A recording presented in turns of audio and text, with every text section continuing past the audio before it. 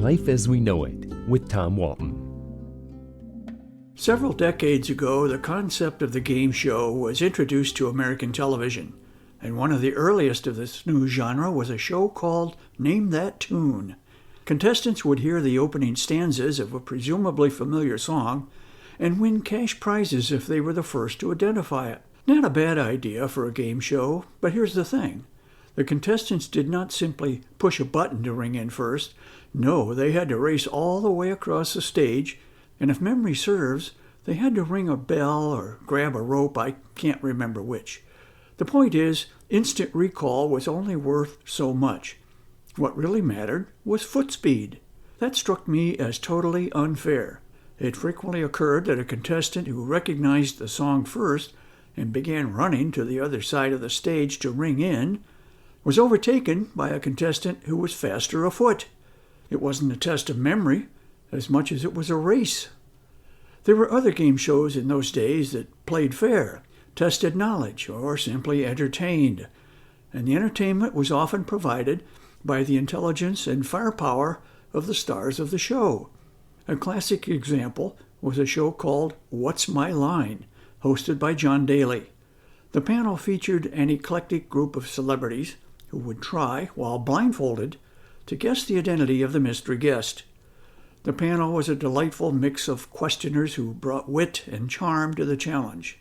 Bennett Cerf, Arlene Francis, and Dorothy Kilgallen filmed more than 700 episodes together between 1950 and 1967.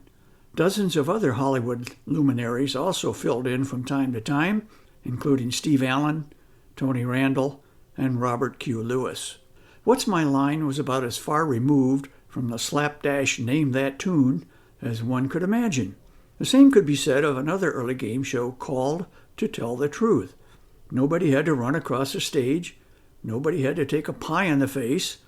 Another star-studded panel attempted to guess which of three contestants was telling the truth about their life or some special achievement, and which two were lying through their teeth. Moderator of To Tell the Truth was Bud Collyer. Panelists were Tom Poston, Kitty Carlisle, Orson Bean, and Peggy Cass, although once again, as with What's My Line, dozens of others rotated in and out over the years. Another game show older Americans will remember is Concentration, hosted by Ohio native Hugh Downs and others. Contestants revealed pieces of a puzzle by matching identical squares on a big board. Shows like Concentration and Password were fun and challenging.